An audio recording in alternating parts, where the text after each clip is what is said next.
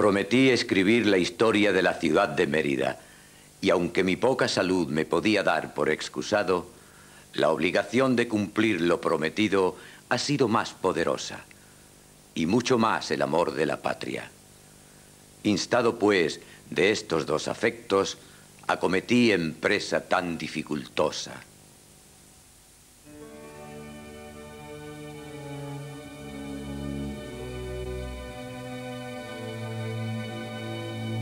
En España, en la provincia que los antiguos llamaron Lusitania, en la parte que tuvo nombre de Betonia, fue fundada la muy noble y antigua ciudad de Mérida. Habiendo el emperador César Octavio Augusto acabado la guerra de Cantabria, parecióle que era razón premiar a los soldados viejos, que por estar jubilados los llamaban eméritos y veteranos, y les concedió una gran parte de tierra en la provincia de Lusitania, ribera del río Anas, donde pudiesen poblar una colonia que fuese muy semejante a Roma, su patria.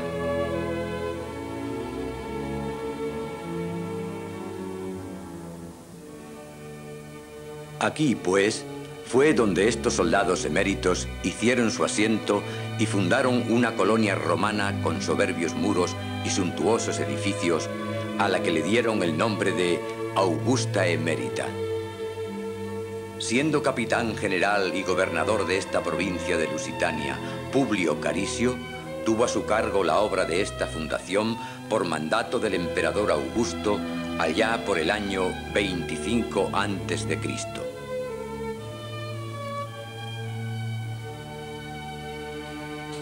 En tiempo de los romanos, fue Augusta Emérita ciudad muy célebre e ilustre, por la magnificencia y esplendor de sus edificios, como por la grandeza y majestad de sus moradores.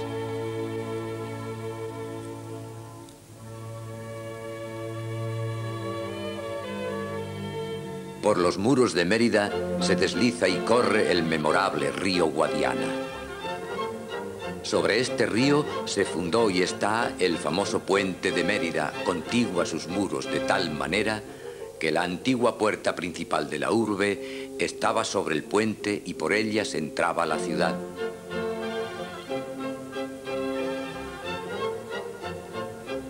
Tiene 60 arcos por donde pasa el río y su largo contiene 792 metros y de ancho 7 metros, sin lo que ocupan los pretiles, que son de grandes piedras de sillerías, como lo es todo el puente. Tengo por cierto, se fundó cuando se hizo la calzada militar que comúnmente llamamos Camino de la Plata. Sobre el camino o vía de la Plata, y para salvar el arroyo del Albarregas, otro puente de fábrica maravillosa y fuerte. Su arquitectura es muy semejante al puente sobre el Guadiana.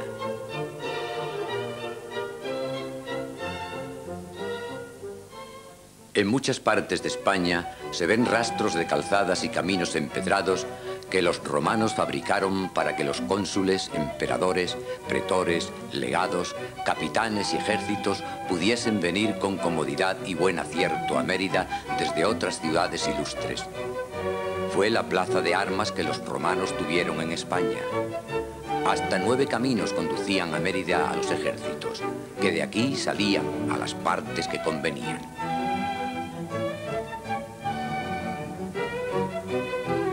Este soberbio arco es tan grande que no se conoce haber existido otro mayor ni igual en Roma ni en parte alguna del mundo. Llámanle Arco de Santiago, pero se le conoce más por el de Arco de Trajano. Fáltanle a este arco las columnas, cornisas, arquitraves, basas y capiteles y demás obra supuesta y adorno que había de tener, con lo cual fue mucho mayor de lo que ahora parece.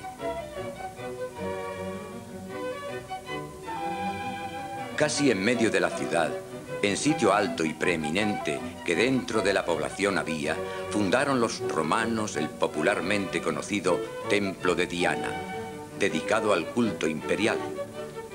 Importantes hallazgos escultóricos lo confirman.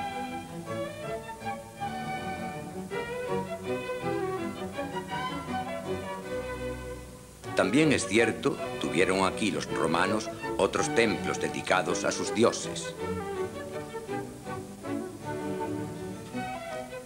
De una piedra blanca que ahora sirve de toza al pórtico de Santa Eulalia, se colige, tuvo Mérida templo dedicado al dios Marte, cuya inscripción vemos aquí.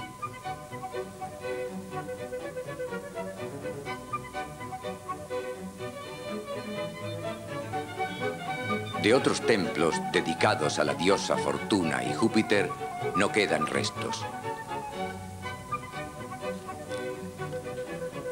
Dentro de los muros de Mérida, a la parte de oriente, tuvieron los romanos un notable y magnífico teatro labrado de canterías y sobre grandes bóvedas, con sus gradas y asientos por lo alto.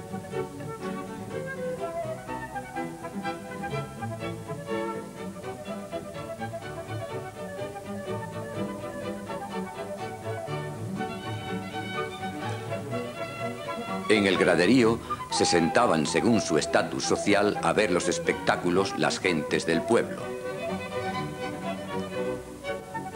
Este de Mérida fue muy excelente, como lo muestran sus fundamentos, que las injurias del tiempo no han podido del todo acabar con él.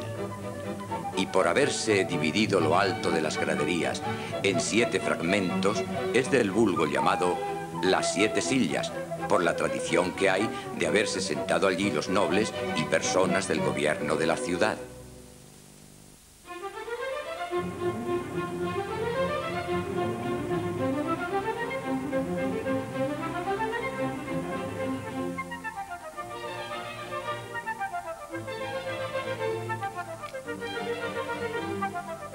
Muy cerca del teatro está el anfiteatro o naumaquia.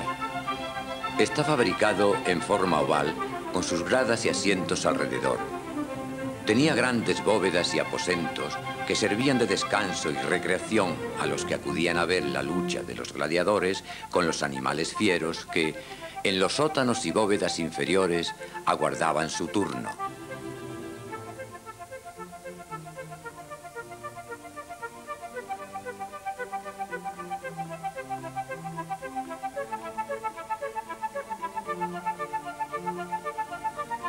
Otros espectáculos que quizás se celebraran aquí fueran las fiestas navales en lo bajo y suelo del anfiteatro, en lo que ahora llaman la olla, donde estaba el agua.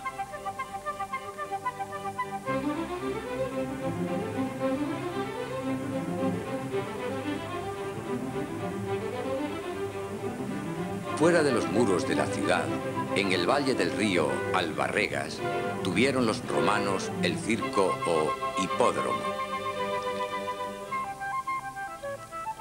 Todo él es de 30.000 metros cuadrados, su longitud de 403 metros y su anchura de 97 metros. Tuvo en sus muros puertas, callejones, torres, aposentos, sus gradas para asientos donde unos 30.000 espectadores podían presenciar las carreras de caballos. En medio de su planta está levantada una espina de casi 1 metro de alta, en cuyos remates estaban las metas, que eran los términos y finales de las carreras.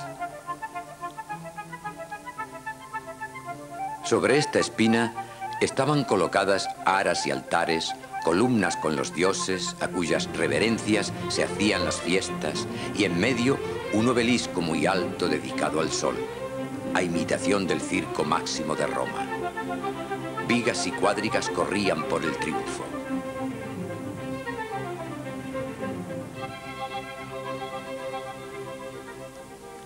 Muchos son los acueductos y encañaduras de agua que en el contorno de Mérida se hallan y venían a la ciudad, de los cuales son muy señalados los 2 que pasan por lo alto del río Albarregas.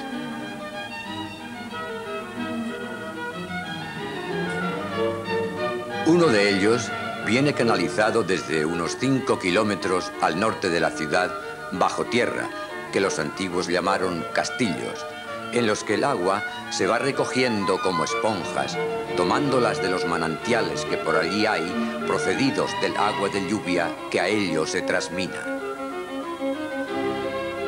Tienen estas arcas escalones de piedra por donde se baja a limpiarlos, y la encañadura y acueducto es tan alto y ancho que puede muy bien ir por él una persona de pie. Llega esta encañadura al cerro que llaman Rabo de Buey, y desde allí venía descubierta hasta llegar a la ciudad sobre altísimas columnas y arcos admirables, de los cuales solo quedan, de los 1600 metros que debió tener, 2 arcos y 3 pilares. Es el llamado acueducto de San Lázaro, por encontrarse este cerca de la ermita del mismo nombre. Más tarde se erigió otro justo al lado en el año 1504 y se fundó sobre muchos y altos arcos hasta llegar a tomar la altura de la ciudad, una vez salvado el valle del Albarregas. La Albuera es una gran laguna de agua llovediza que de los cerros y arroyuelos circunvecinos se recoge y está atajada y retenida por un hermoso muro de cantería que tiene de alto 20 metros y de largo 425 metros, fortalecido por detrás por un tajamar hecho de tierra y piedras, donde están 2 torres huecas con escalones en cuyo interior están las compuertas de desagüe. Los moros le pusieron el nombre de La Albuera. Del nombre que tuvo en tiempo de los romanos no hay noticias.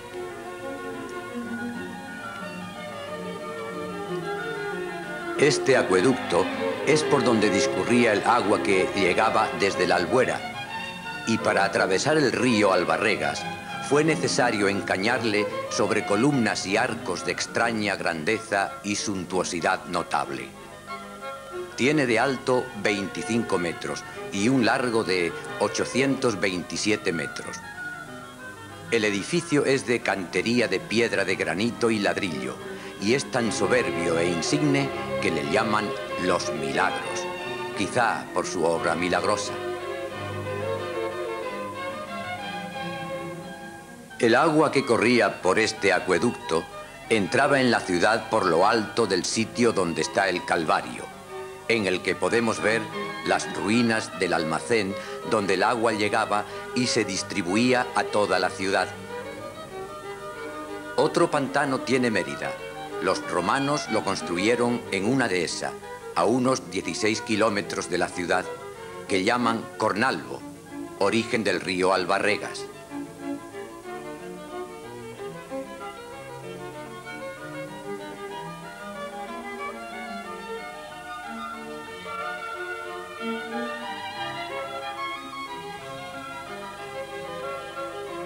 La charca de Cornalvo, nombre con el que se le conoce, está construida entre 2 colinas, cuyo dique tiene una longitud de 220 metros y una altura de 20 metros.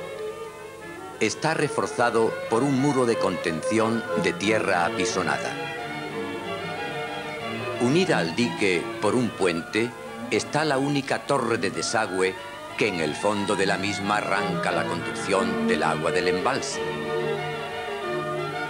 Serpenteaba dicha conducción a lo largo de 25 kilómetros, que en algunos tramos se utilizaba para moler con el agua los molinos que se hicieron junto a ella.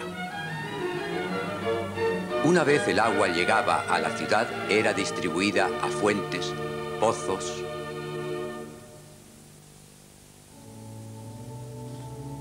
Entre los maravillosos edificios que los romanos tuvieron, no son de menos los de los entierros que en ella se han hallado.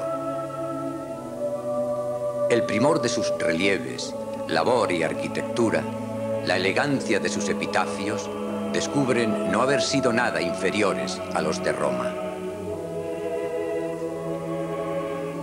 Criptas funerarias, aras, estelas, cupas, columbarios, pedestales, tumbas, pues la muerte, como dijo Lucano, es la que pone fin y remate a todas las cosas.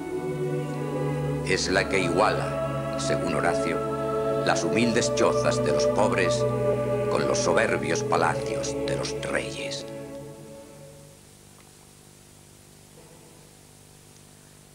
Siendo emperadores Diocleciano y Maximiano, vino a España el presidente Deciano.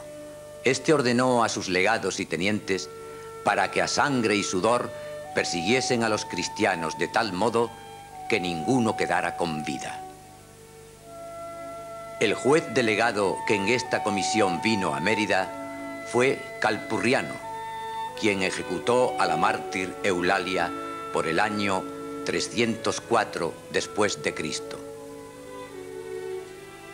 En el lugar que según la tradición fue torturada la mártir Eulalia, se erigió un templo, como queda dicho en el himno que Prudencio escribió en el 362. Aquí donde la tierra estas cenizas en su seno encierra, que por divino indulto se le debe afición, respeto y culto, los mármoles de paro, de nuevo resplandor, de lustre raro, de luces poco avaras, el que erigen a Eulalia, templo y aras tan ricamente adornan, que su grandeza y majestad informan, y en techos levantados, artesones dorados, a varios contrapuestos pavimentos de piedras divididas en fragmentos con diversos colores, parecen prados ya llenos de flores.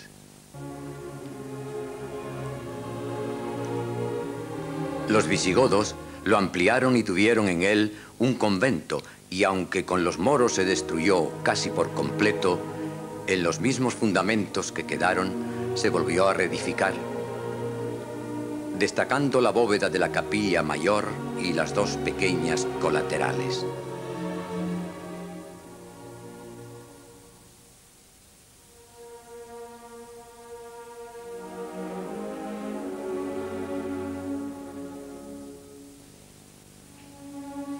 Era muy corriente en los siglos XV, XVI y XVII de colocar a la entrada y salida de las ciudades hornacinas y capillas con las imágenes de la devoción del pueblo. Este fue uno, el célebre hornito de Santa Eulalia, dedicado a la patrona de Mérida. Se erigió con los restos del templo al dios Marte en 1612, justo delante de la Basílica de Santa Eulalia. La iglesia de Mérida tuvo su principio por el año 57 después de Cristo, ya que su advocación y título fue de Santa María de Jerusalén, siendo metropolitana de la provincia de la Lusitania.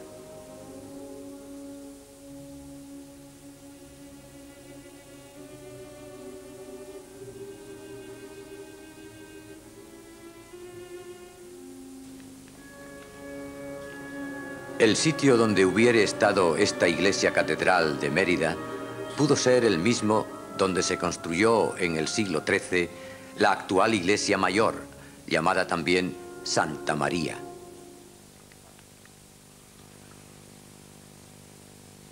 Con la llegada de las naciones bárbaras en el siglo V, los vándalos, alanos, suevos, silingos y más tarde los visigodos, que hicieron tantas crueldades, guerras y destrozos aquí en Mérida, destruyendo sus edificios más insignes, quitándole el poder y grandeza que los romanos le habían dado, se inicia la decadencia de Augusta Emérita. Después de múltiples luchas entre estos pueblos, se establecen en Mérida los godos durante más de 240 años, desde el rey Eurico hasta don Rodrigo, dejando bastantes vestigios de su paso por aquí.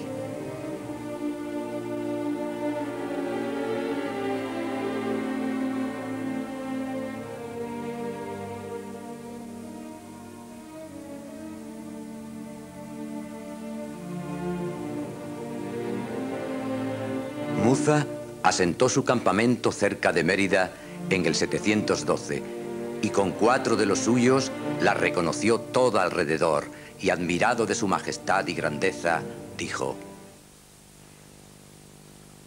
Paréceme que todo el mundo se juntaron a fundar esta ciudad. Dichoso aquel que de ella fuese señor. Con el deseo, pues, de verse dueño de Mérida, no desistió hasta conseguirlo.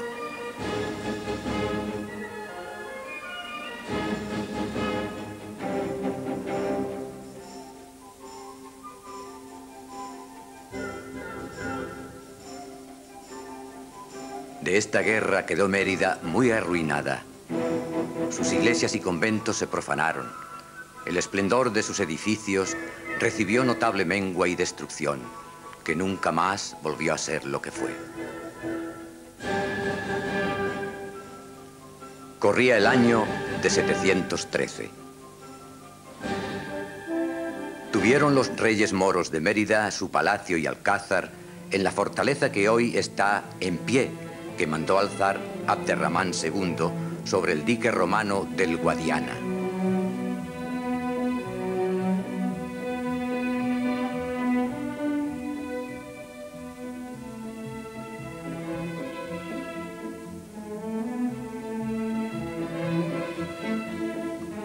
El aljibe, edificio de los godos, tiene tal profundidad que está inferior al río, haciendo de esponja, quedando el agua a la altura de su caudal. Todo el edificio es de cantería de sillares de granito.